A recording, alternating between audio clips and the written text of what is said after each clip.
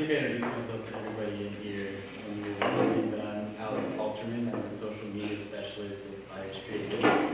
And I spoke a few weeks ago at the Small Business Summit on this same topic, so I'm really excited to get to come and sort of elaborate and give you guys a more in-depth look at how you sponsor posts geared to your market. And just so you guys know, I'm really glad we're a small group today. It's kind of intimate. It can be really a Q&A, sort of casual. So if you guys have any questions or something doesn't make sense, or if you guys are like, I want an example of this, please stop me immediately, let me know, and I'll see if I can answer whatever you guys have. So basically on social media, there's two types of content that you're looking at when you're posting. There's organic and sponsored. So if any of you guys are active on social media right now on any platform, Facebook, LinkedIn, Twitter, YouTube, anything like that, when you go out and you post something, you post a LinkedIn update, a Facebook post, something like that, and it just goes out to your friends group, that's called organic. There's no money behind it, there's not really any targeting, you just have something to say, you send it out, and you hope that your audience hears it. Sponsoring posts really gives you two advantages. Putting money behind your content really helps you rise above the noise on social media. It's increasingly becoming a pay-to-play space. So as more people are posting content, you really want your content to be seen by the people you want to see it. And there's also the benefit of targeting. So like an organic post might go out to all of your followers. A sponsored post, you can target the people that you want to see it. It can be your followers, it can be other audiences, and all of targeting throughout the presentation. So I wanted to give you guys a case study, since this is the Small Business Chamber. I found an organization called Camping with Dogs. They're based out of Nashville, and they're kind of a funny, unique group. They're an online community that advocates outdoor activities with your pets. So that's hiking, camping, kayaking. They have really funny pictures of their users doing all kinds of crazy stuff that I did not know you could put a dog on a paddleboard or things like that. It's just sort of really interesting. But they are also a business, and they had the goal of using social media for two reasons. They wanted to be picked up by an online publication, and they wanted to increase traffic to their e-commerce site. That's how they function, that's how they build revenue and function as a business. So they ran a boosted post campaign on Facebook, and I'll go through what a boosted post is. But basically, it's an organic looking post, sort of like whenever you post on your Facebook page. It'll look just like it, but it'll say sponsored.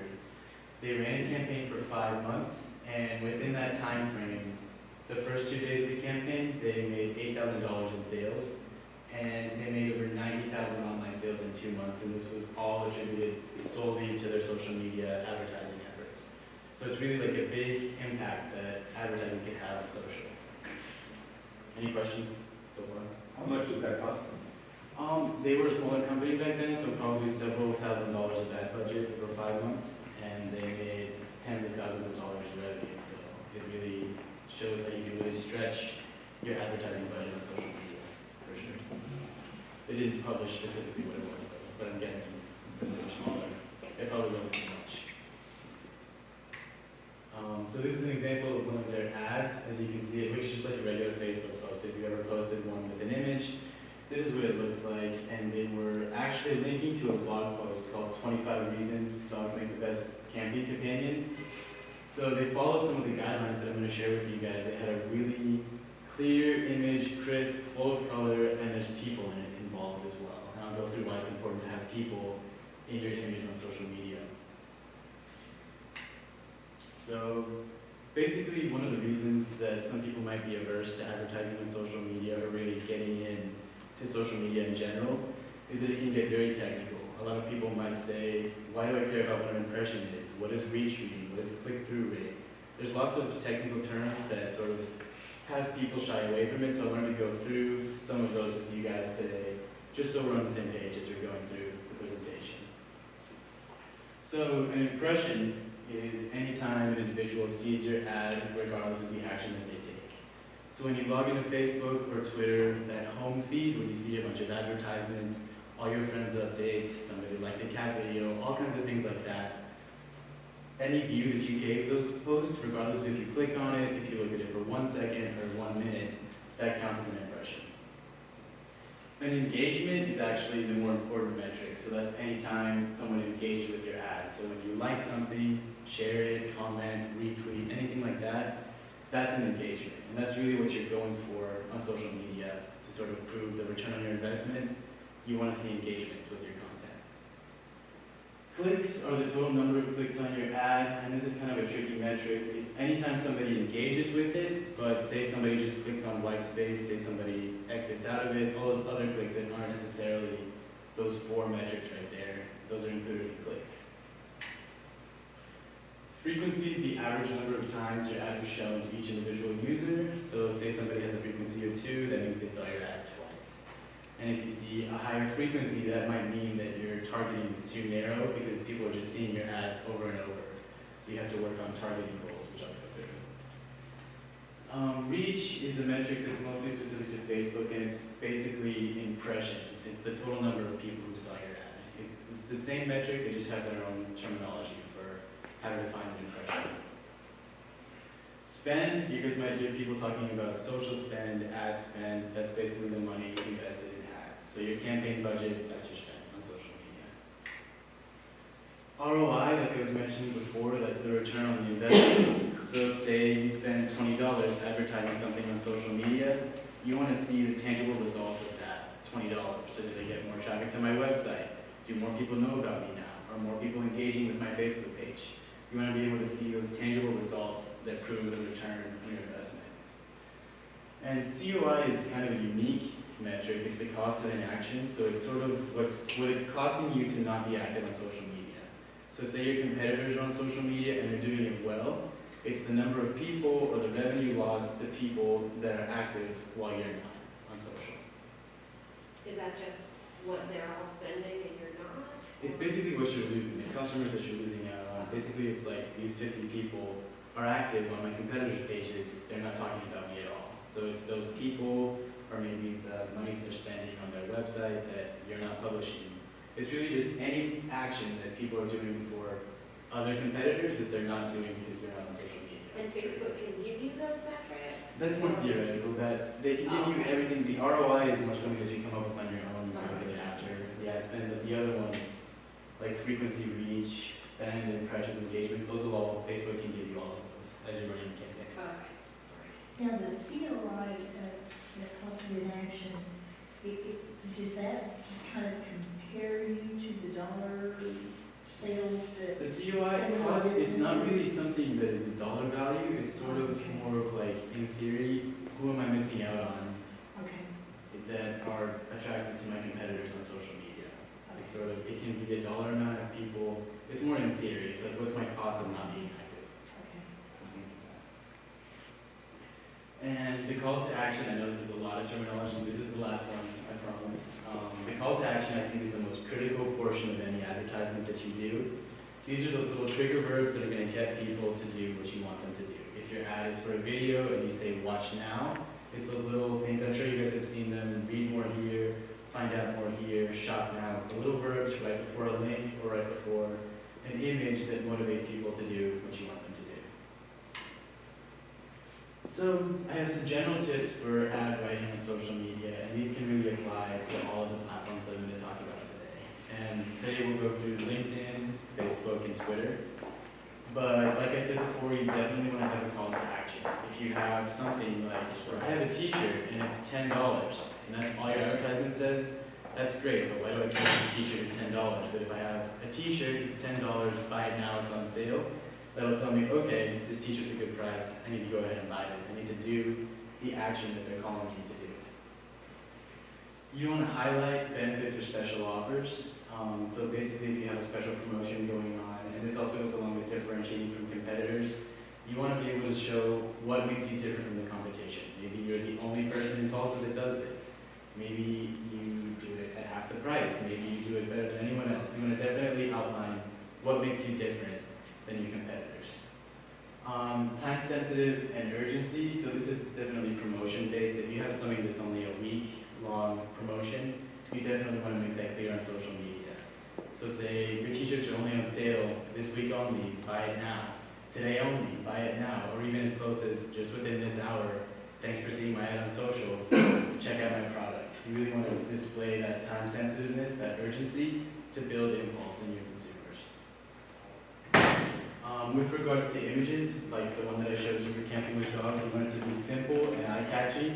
You want to feature people in bright colors, and you want the content to really resonate with your audiences. I think the most important aspect of social media is that it is in fact social, and featuring people smiling, enjoying your product, enjoying whatever you guys have to offer, really is going to make that wall come down and bridge that social gap that the internet can close sometimes. So when you're first starting out coming up with an ad campaign on social media, a marketing tool that we like to use is coming up with something called a buyer persona. And a buyer persona is basically a fictional representation of an ideal client. So you basically come up with a fake story of someone that you would want to engage with your content. So you could say, this person's name is Mary, she's 30 years old. You want to include her demographics, her gender, her age, where did she go to school, where does she come from, is she single or married? And then you can kind of fill in the gaps with where your product is going to help her. You look at her goals and interests, and you say to yourself, my product is going to help her in this way. And that's going to help you sort of narrow the focus on who you're going to target with your ads. You see who your customers are, you see what gaps you want to fill, how you're going to help them, and that really helps you come up with the copy for your ads. Any questions? Does anyone have any questions before? No. So we'll get started first with Facebook. It's the largest social media platform and has the most engaged users on a daily basis. And what's interesting about Facebook is that you connect in a place with your customers where they're already engaged. So like I said, people are always on their phones, always on Facebook. It's really where you're going to start relationship building with your customers. You can get to know them, they can get to know you. Instead of just a sales pitch, they can get to know why your product, your brand is going to be relevant to their life. And Facebook is also really affordable. It's flexible for all types of budgets, and you can get started as low as $5 a day. So it's really, if you're wanting to find somewhere to put digital spend, Facebook is a great place to start. When you're coming up with the campaign, goal setting is definitely one of the first things you want to do. You need to choose the objective of your campaign. So when you go into Facebook and you say you want to start creating ads, it'll give you about 10 different options to choose from. So you can promote your Facebook page, you can drive traffic to your website. If you have an app that you want to promote, you can specifically promote that app. There's about 10 options to choose from. You just kind of need to go through and say to yourself, with this product, what is it that I want this campaign to be about? When you're setting up your ads on Facebook, there's 4 key elements that I think that you should have in there. There's the copy. This is what you're going to use to hook the reader. This is kind of like your sales pitch. So you give a little blurb, background on your product. You want to have an image or a video displaying your company, your product, because posts with images are significantly more successful than posts without. You want to have a link, preferably to your e-commerce page, or if you're driving traffic to a blog. The link shouldn't just be to your website. It should be to that specific page that you're wanting the action taken on. And again, that call to action, I really want to reinforce that. That really is what causes the engagement. Make sure to say, read more here, find out more here, click now, anything like that. There's different types of ads on Facebook. You can run a boosted post campaign, which is what Camping with Dogs did. You can also do page post engagement. So say your goal is to have more people liking, commenting, sharing your content. You can pay Facebook to show it to users who are more likely to engage with your content. There's an offer claim ad, so if you have a specific offer, this is also that time sensitive, this week only, buy this t-shirt on sale, and buy the thing with t-shirts. That's the offer claim ad. Page likes ad, if your goal is just to have more people liking your page, maybe you have a business page and only 10 people like it, and you're like, other people have 40 or 50 likes, I want to have that same number of likes, you can pay Facebook to have your page shown to people who like it. And again, Facebook only charges you when that goal is met. So say you pay $10 in advertising and you want people to like your page, they're only going to charge you every time someone likes it. It's not sort of $10 and it's going to be hit or miss. They'll charge you per action that the user's going to take. There's also app install, app engagement. It's just another objective. If you have apps, that's something that you can use to promote them. There's a type of ad called a carousel ad, and this has 6 images related to the campaign. So you can either have 1 image or 6. It depends on if you have like multiple products you want to share. Maybe there's 6 different t-shirts. Back to the t-shirts. It depends on what you're showing, for sure.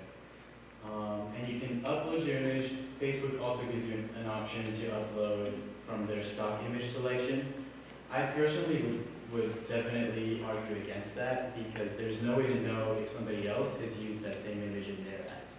And you really don't want to be running an ad and somebody else is using the same image for something completely unrelated. It might be something you don't want to be connected to. So if you have your own images, I definitely strongly suggest your own before using stock. Or if you can at least go in and edit it a little bit so it looks different than just that basic stock image, the more custom the better for those.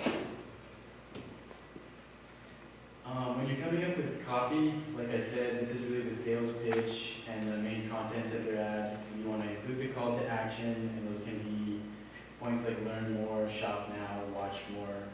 And when you're promoting something like a website, you want to add a link specific to that content. So we kind of go over this a little bit, but just to reinforce those ideas. Now we get into targeting. So once you have your ad set up, Facebook is going to let you choose different options in relation to targeting, and what's really unique to Facebook is interests.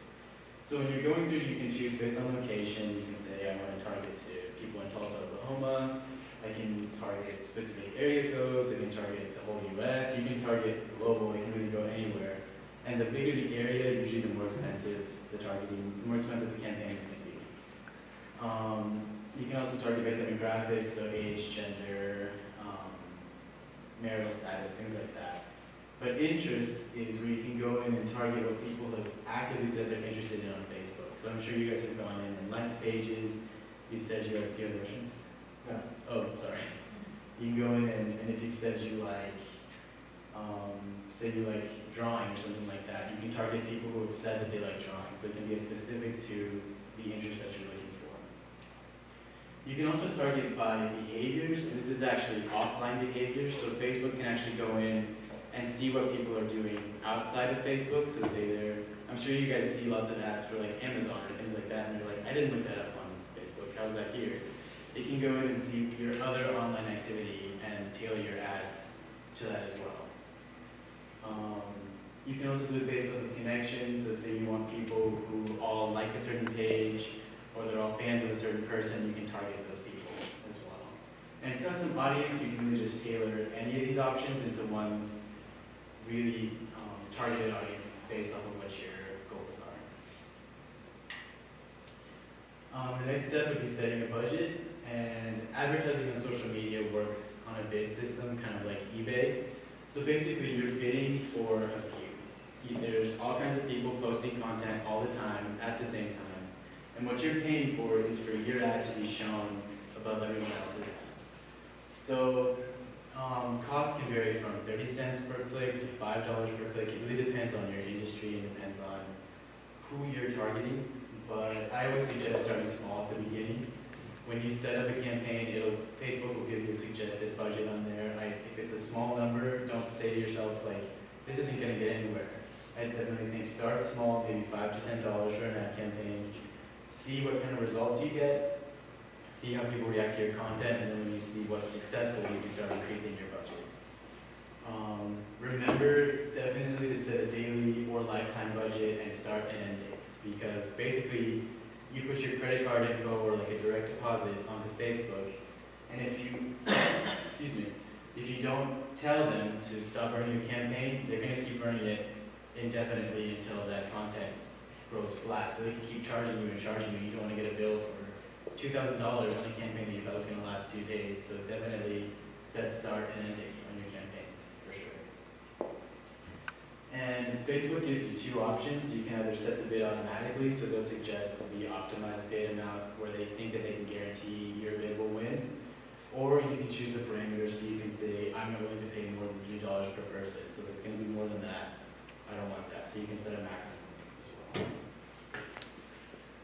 I have a question about the bid parameters. Do you suggest setting it automatically and just going with Facebook's recommendation? Automatically at first. Okay. I think once you run a campaign, Facebook will tell you, like, your average user costed $1, $3 per click, and then you can tell yourself, I'm more comfortable with $2.50. You can really go in. I think run a campaign first based off of what Facebook suggests. Once you have those results, you can start getting creative and saying, I don't really want to pay that much. Maybe if I pay a little less, I'll get the same results. It's really sort of testing the waters a lot with your first few campaigns.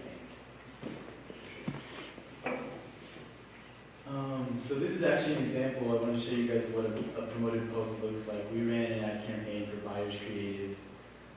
We were featured in Tulsa Business and Legal as one of the best places to work in Tulsa, so we really wanted to sort of share that with as many people as possible.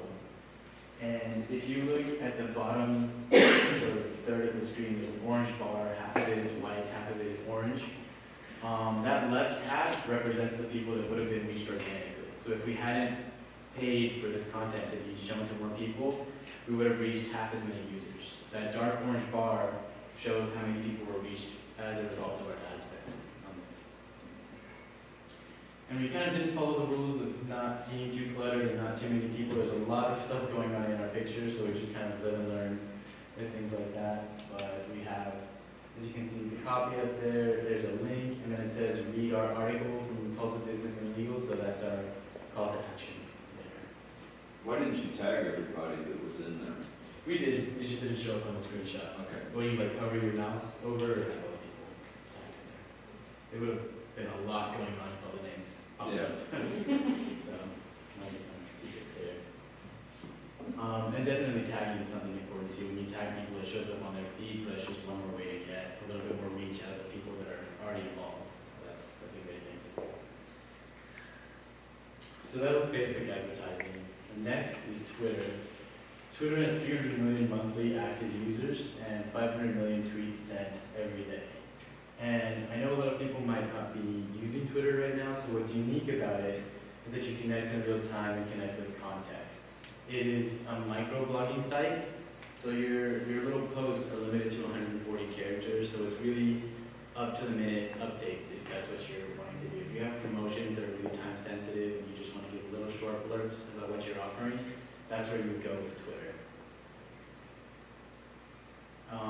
Again, with the Twitter campaign, you want to start off with goal setting. Do you want to have more customers? Do you want to increase in-store transactions? Do you want to grow your following on Twitter? Goal setting is not necessarily a direct part of the campaign. It's sort of that brainstorming session you had before. What do I really want to get out of this ad campaign? Like on Facebook, Twitter has different campaign objectives you can choose from. So you can run a followers campaign if you want to have more people follow your page. It's sort of like increasing page likes on Facebook. Website clicks and conversions, this is where that link would come in. So if you have content on your website, if you want to order something custom and you want to go straight to your website, that's where you put your website in, and Twitter will go in and track how many people click on that link, and you can really prove your ROI that way to see, like, I paid for this ad and I got 100 clicks out of it, so those 100 clicks are my ROI on this campaign.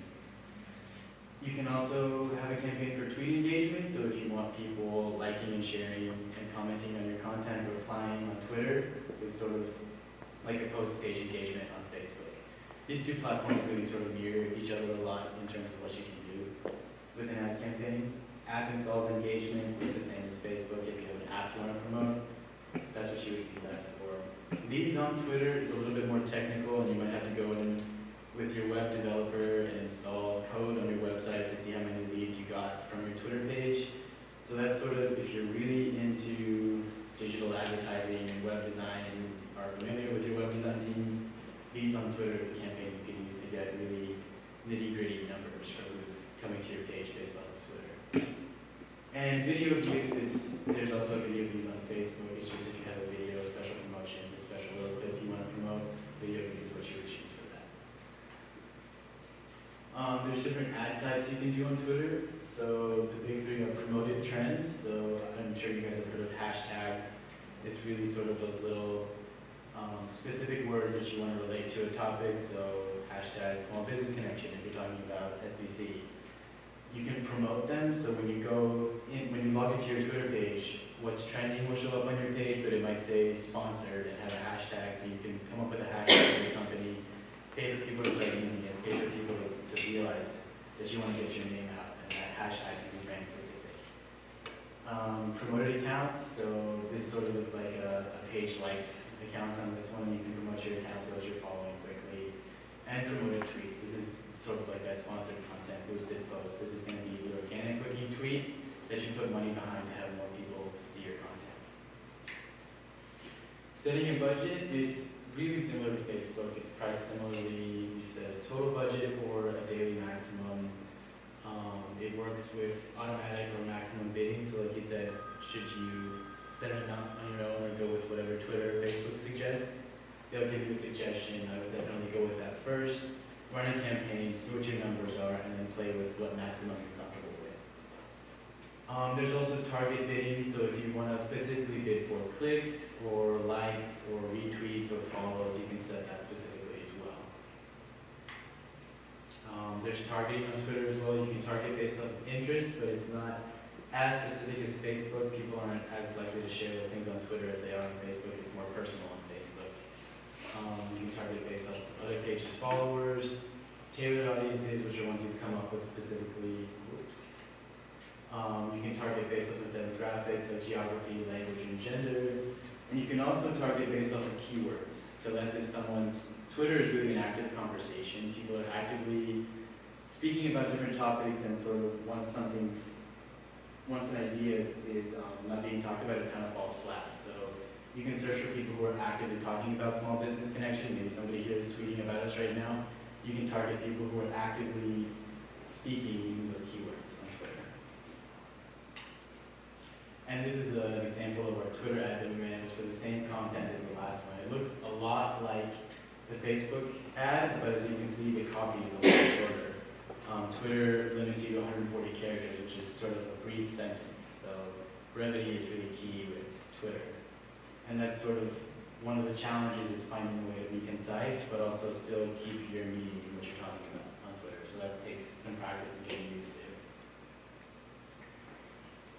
So the last platform I wanted to talk about today was LinkedIn. And LinkedIn is sort of different from the other two. LinkedIn is definitely business professional oriented. I'm sure, are you guys active on LinkedIn right now? Is that something you guys do? I'm sure you guys know it's basically sort of your personal CV and really a recruiting platform. But there's also ads, there's also content that pops up on your stream. So if you're a B2B company, the ROI is a lot higher for business to business. So if you're B2B, you definitely increase your ad spend on LinkedIn. And this is also expertise positioning and creating awareness. So the content on LinkedIn usually is an article that's considered someone who's an expert in their field. If you're posting content, you really want people to believe that you're an expert in what you're talking about. So it's really great if you want to position yourself as an expert. Goal setting works just like the other two. You want to promote a company page, promote a website, promote your content, and LinkedIn has a lot of marketing systems in place as well. So if you, again, work with your web developer, if you're not just wanting to do it through social, but you want to track it all the way back to your website, you can do marketing systems like driving leads to an external marketing platform. It just sort of gets a little bit more in depth with those goals as well. LinkedIn's also different because there's basically two ways to pay to play on LinkedIn. If you're a bigger budget client, if you have more than $25,000 quarterly to invest in your marketing campaigns, there's this solution called Marketing Solutions. And this is very expensive, but there's a lot of functionality. You get lead accelerators, sponsored groups, sponsored email, paid messages, display ads. You really are very prevalent with this method of marketing, but since we're small businesses, I kind of wanted to focus on what was more attainable. So there's two options. There's sponsored updates and text ads, and these are a lot more affordable than $25,000 per quarter. So those are the two that I'm going to be focusing on. Sponsored updates are a lot like promoted tweets or boosted posts. It's basically the same kind of images you guys have been seeing throughout. You have two options. You can create a new ad or sponsor existing content. So say you have an update that did really well, and you're like, I want more people to see this, you can put a little money behind it to sort of increase awareness. If you create a new ad, it's not going to show up on your feed, which can be beneficial. Say you have something you want to target only to your new followers. Say it's like, thank you for being a new follower, here's a special promo.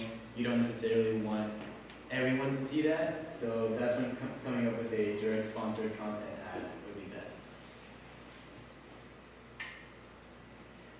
Text ads are the other options, and these are the little banner ads that you see on the sides or bottom of your screen. They're going to be a lot shorter in terms of content and smaller in size. You're gonna have a title, image, description, and a link. And remember with these that the image is gonna be really small. So if you have a really cluttered image, it might just sort of be indistinguishable what's on there. So choose a small, clear image. This is the only one where smaller is better, I guess. When you want to sponsor content, you have to have a personal LinkedIn page, and then from your personal page, you'll build a business page where you can start creating the content you want to sponsor. So it's basically only 2 accounts for LinkedIn. And it works like that for Facebook as well. You'll have your personal Facebook account. You can start making business pages that you run through your personal Facebook. Twitter's a little different. You can promote content on its own. You don't have to have an account, but for the other 2, you have to have an account. Setting a budget, LinkedIn is going to be the most expensive of the 3. So the other 2 you can get by with about $5 a day with a decent return. With LinkedIn, it's a $10 per day minimum.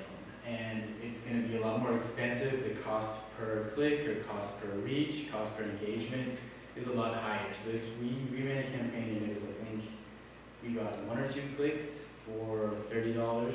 So it's really expensive, but it also can help in lead generation because with B2B companies and the people you're going to be interacting with on LinkedIn, those leads can result in potential clients or business relationships. So it's a lot more business minded. And also remember again that daily/total budget. You don't want anyone to be running a campaign for several weeks when you thought it'd be just a week. You can definitely remember start and end dates on all these campaigns. Targeting works a lot like the other ones.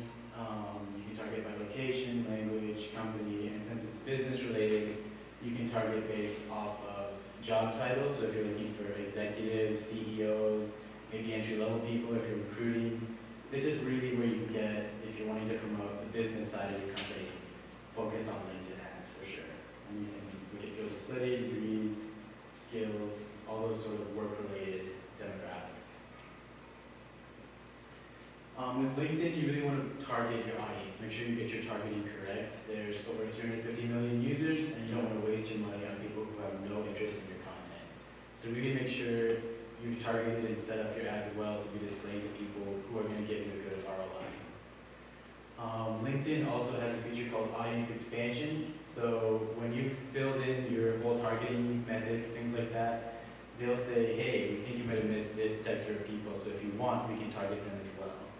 And I kind of recommend against that because if you already knew in your mind that you wanted to target this group of people, adding on individuals that you hadn't thought of might dilute the results that you were wanting to come up with in the first place. So I'd suggest go with your own targeting. If it doesn't work, then maybe use audience expansion. But I think your own ideas are the ones that are really going to get the best ROI. So this is an example of our LinkedIn ad we ran. This was not one of the text ads. This was just sponsored content. So we had gone through, we created a LinkedIn update, and we put money behind it to have more people see it. It looks a lot like the Twitter and the Facebook as well. And LinkedIn also limits how much text you can have in the copy portion of your ad, so concise is going to be important there as well. So that's about everything I have for you guys today, but if you guys want to get started on advertising and you've never done it before, these are the websites that you would go to sort of read more about what I talked about and goal setting and seeing if social media is appropriate for what goals you guys want to accomplish. So ads.twitter.com for Twitter, business.linkedin.com/ads for LinkedIn, and facebook.com/business for Facebook.